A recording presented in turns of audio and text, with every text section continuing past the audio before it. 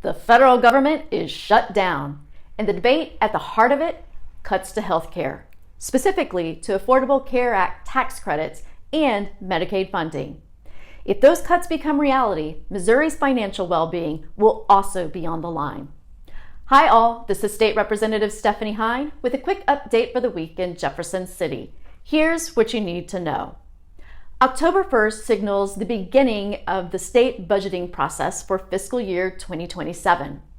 Departments have submitted their funding requests, and in December, the governor's office, the Senate and House appropriation chairs, as well as a team of economists will finalize the consensus revenue estimate, which is the projected revenue Missouri will use to build next year's budget.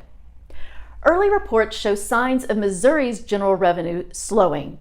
At the end of September, Missouri's general revenue collections were down 0.6% compared to this time last year.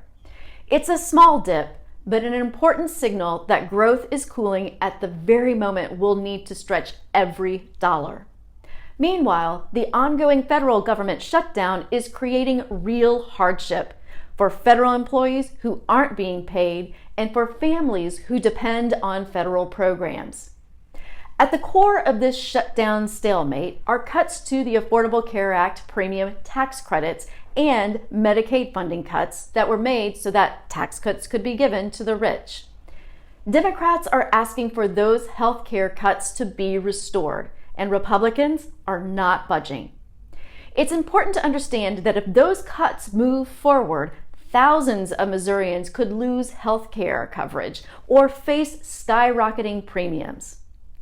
According to KFF, formerly known as the Kaiser Family Foundation, the average Missourian receiving an ACA subsidy could see their premium more than double, from about $888 this year to nearly $1,900 next year. For a family of four earning $75,000, that means premiums rising from roughly $2,500 to over $5,800, an increase of more than $3,300.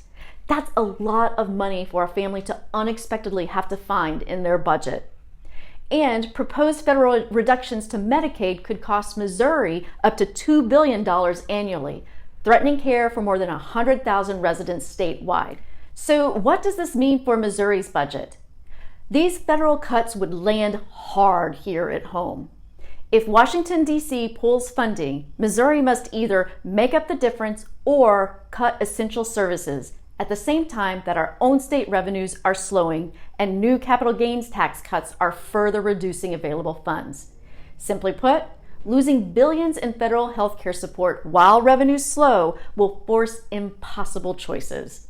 Missouri could be left cutting critical services that people with disabilities and other vulnerable residents rely on every day. The financial health of our state and the well-being of Missouri families both depend on finding a resolution.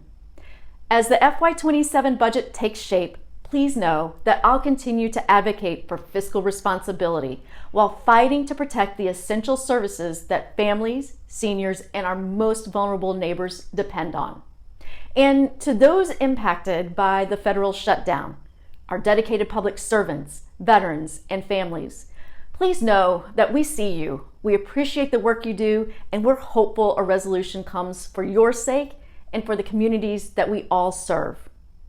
Thanks for watching. Stay engaged, stay informed, and as always, reach out if you have any questions or concerns. See you soon.